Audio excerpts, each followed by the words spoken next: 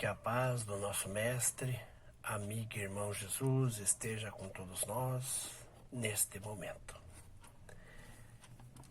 No capítulo 5 do Evangelho segundo o Espiritismo, capítulo que nos ensina a transformação, a mudança, temos no item 21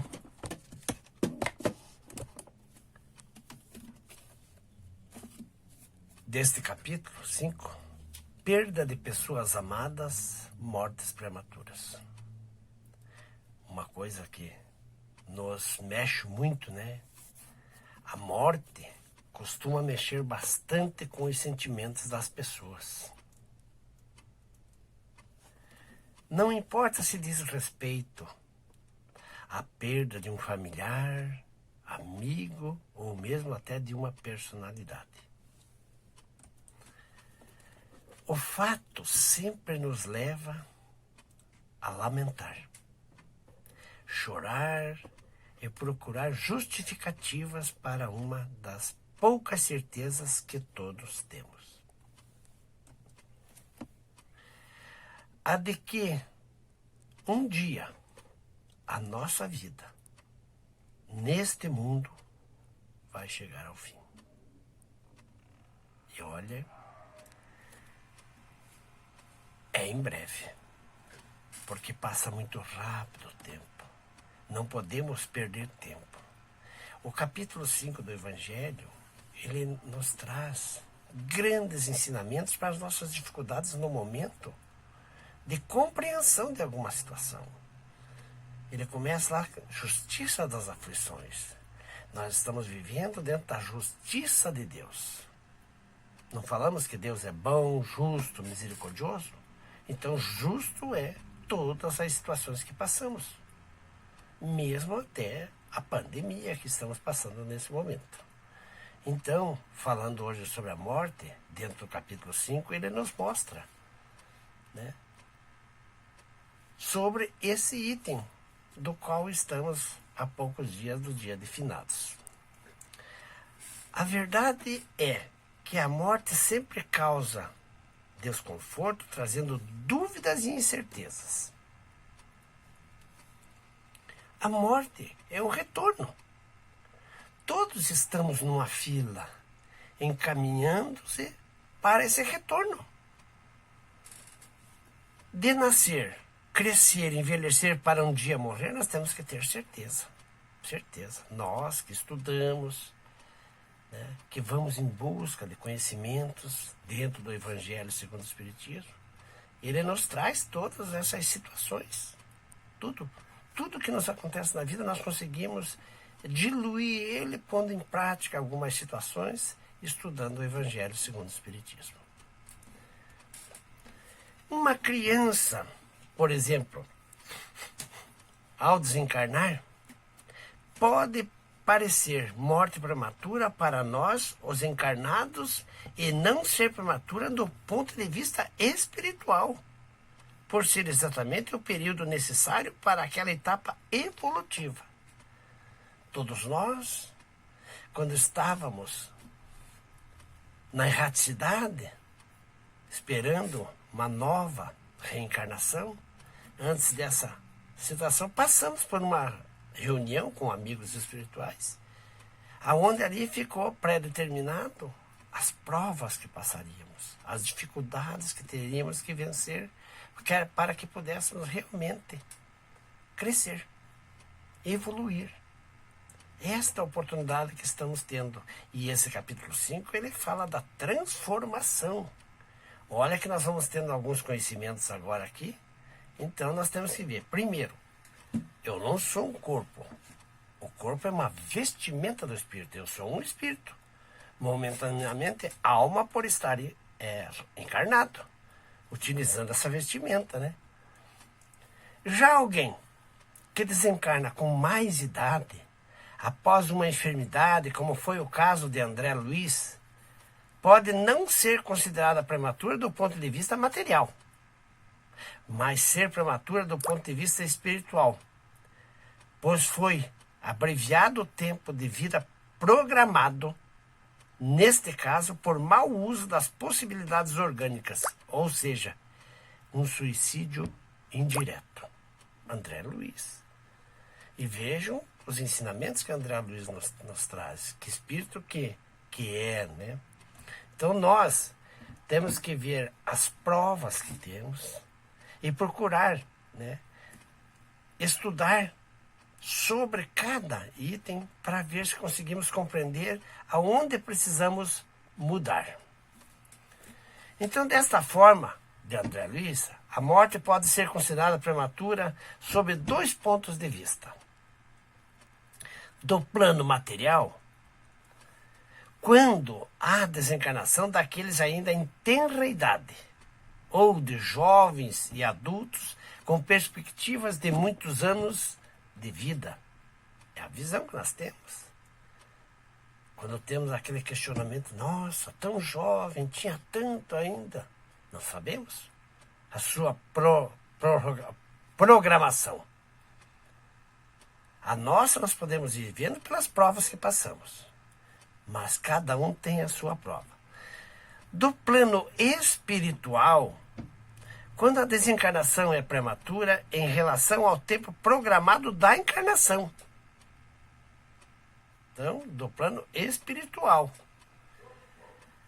A abreviação do período encarnatório pode ocorrer por mau uso das possibilidades orgânicas em suicídio direto ou indireto. Por uso excessivo das possibilidades orgânicas para o bem dos outros. Veja que interessante. Por uso excessivo das possibilidades orgânicas para o bem dos outros. Não é considerado suicídio. Por misericórdia divina. No caso de comportamento inadequado que levasse a maiores prejuízos. Então, por misericórdia divina, somos retornados, muitas vezes de imediato. Tem 3 histórias dessas situações aqui, né, que em seguida nós vamos contar algumas histórias aqui. Aqueles que amamos não morrem jamais, apenas partem antes de nós. Temos que ter essa colocação do Chico e procurar vivenciar ela. Então, aqueles que retornam estão no momento certo, né? André Luiz, no livro Evolução em 2 Mundos, responde à questão: podemos considerar a desencarnação da alma em plena infância como sendo uma punição das leis divinas na maioria das vezes? Ele esclarece.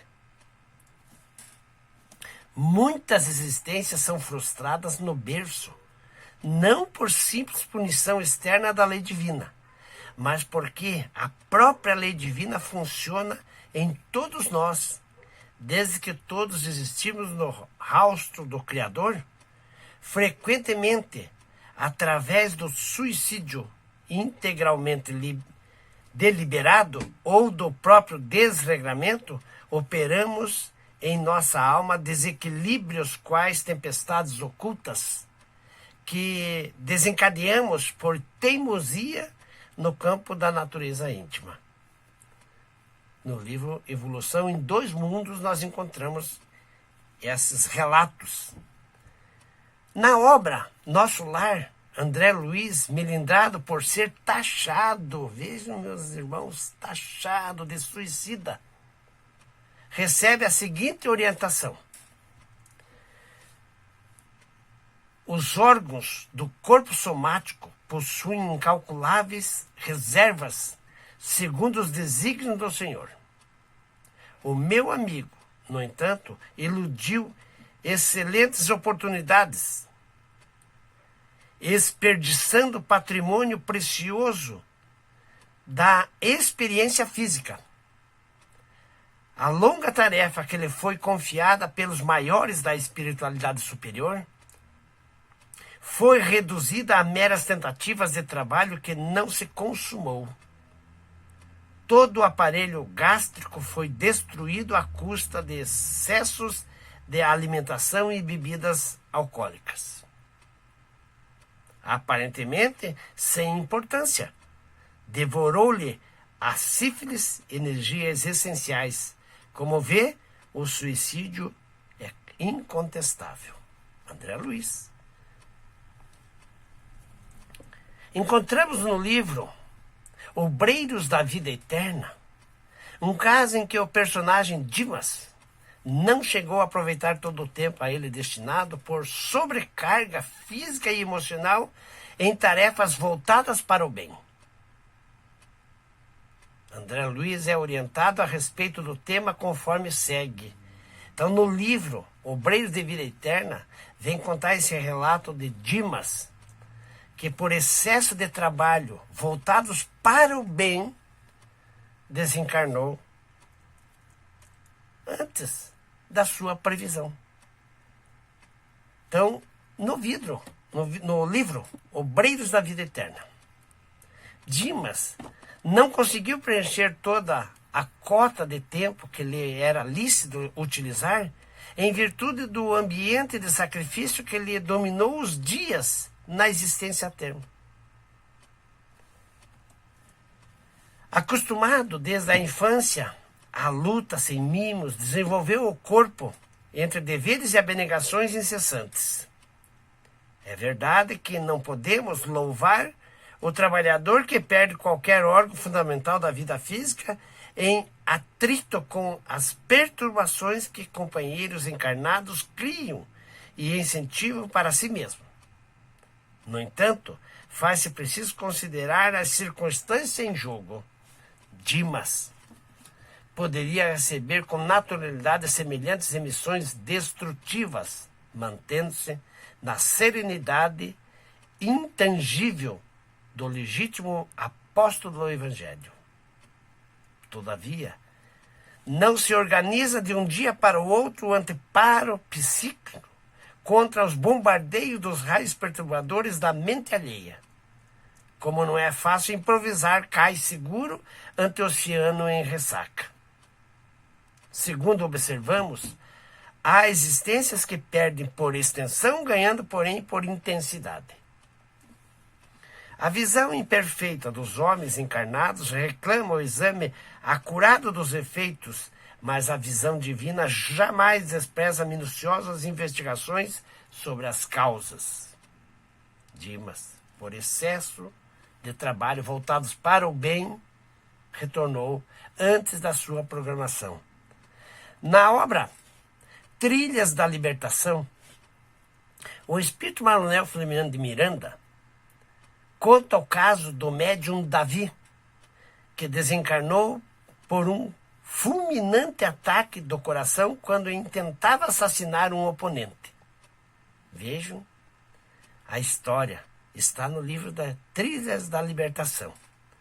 No momento da prece, em rogativa de socorro, o irmão Ernesto, sabendo da deficiência cardíaca de seu pupilo, exortou sem palavras a interferências do pai para evitar uma tragédia mais grave no que foi atendido.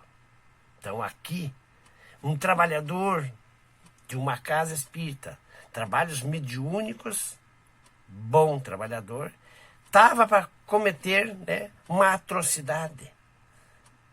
Tirou de uma faca e ia golpear o seu oponente.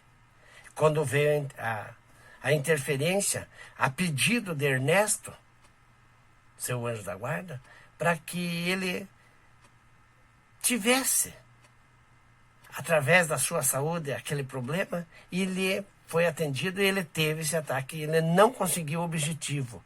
Porque se ele consegue o objetivo, teria complicado a sua encarnação. Precisaria reparar, então, se vejam, aí foi necessário a intercessão de um amigo espiritual para que ele não complicasse mais a vida.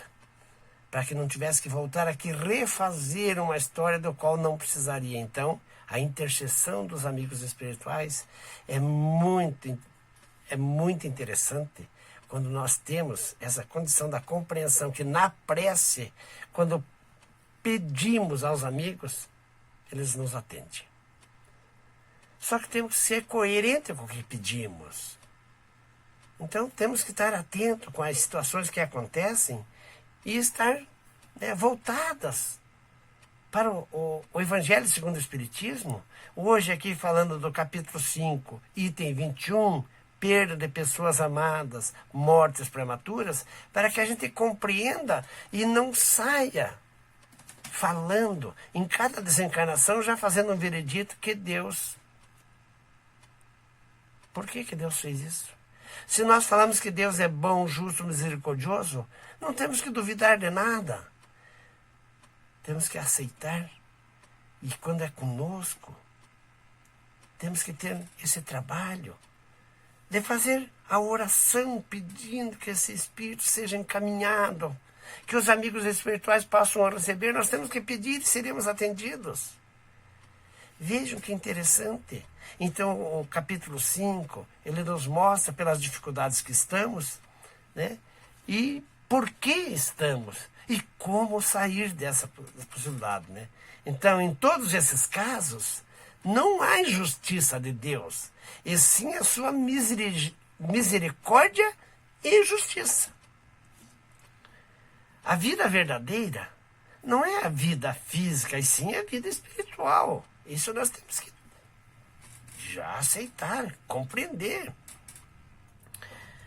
O Espírito Santo, na obra Evangelho segundo o Espiritismo, assevera: frequentemente, a morte prematura é um grande benefício que Deus concede àquele que se vai e que assim se preserva das misérias da vida, ou das seduções que talvez lhe acarretassem a perda. Não é vítima da fatalidade aquele que morre na flor dos anos. É que Deus julga não convir que ele permaneça por mais tempo na terra. É a misericórdia de Deus, né, com a sua justiça. Né? Enquanto houver a crença de que Deus levou, que Deus quis, como se houvesse um senhor de barbas brancas sentado em uma mesa, apertando botões coloridos, escolhendo quem vai e quem fica, distribuindo benesses e concessões, castigos e punições, não vamos conseguir sair do lugar que estamos. Né?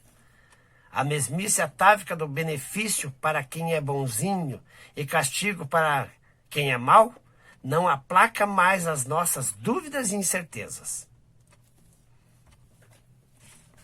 Até porque, se olharmos com cuidado, quem de nós pode ser classificado como evoluído ou inferior?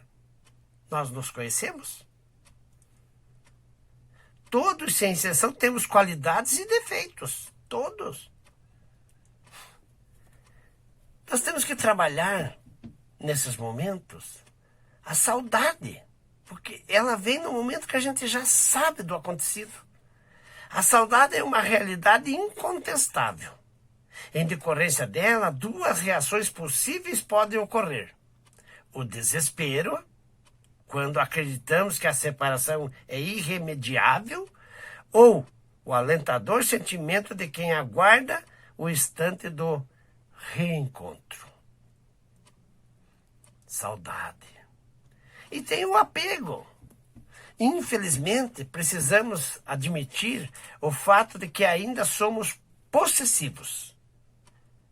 Apegamos-nos a coisas, pessoas, crenças, valores, mesmo quando já conscientes de que nosso mundo exterior e interior é dinâmico, mutável e adaptável ao progresso a que todas as pessoas e coisas estão submetidas, por ordem natural dos fatos e por determinação de Deus.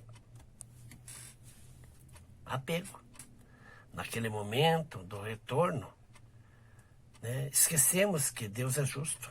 Esquecemos de orar, agradecer pela companhia que tivemos, pelas experiências que proporcionou estarmos juntos.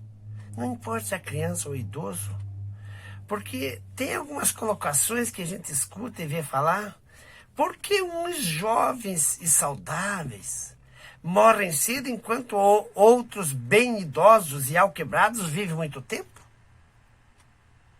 Nós, muitas das vezes, fazemos essa pergunta, questionamos. Porque cada desencarnação tem consequências instrutivas para o desencarnante e para os que lhe estão vinculados. Reflexões nós temos que fazer. Estudar o Evangelho. Olha o capítulo 5, estou lá no item 21. A reencarnação para cada pessoa tem um prazo estipulado por Deus, que devemos acatar com respeito e humildade. Um prazo estipulado. O que precisamos corrigir em nós necessita de um tempo X. É esse tempo que Deus nos dá. Todo o desperdício desse tempo fará falta, né? Sairemos com dívidas daqui, né? Então, a quem é concedida a morte prematura? É uma pergunta. Frequentemente, a morte prematura é um sábio desígnio de Deus que atinge aquele que se vai e que se encontra assim preservado das misérias da vida ou das seduções que talvez lhe acarretassem a perda. Muitas das vezes nós vemos nos noticiários, na mídia, né, traficantes, pessoas que estão no caminho errado, se matarem. Um tirando a vida do outro, achando que acaba tudo. Na realidade, não está nem começando. Então, temos que perceber que Deus a tudo provê. Então, nós temos que estar atentos com a nossa situação, com a nossa família. Então, a morte prematura não é uma fatalidade. É um benefício concedido por Deus àquele que se vai. Muitos, na sua programação, já é estipulado aquele tempo, 1 ano, 2 anos, 5, 6 meses, 1 mês.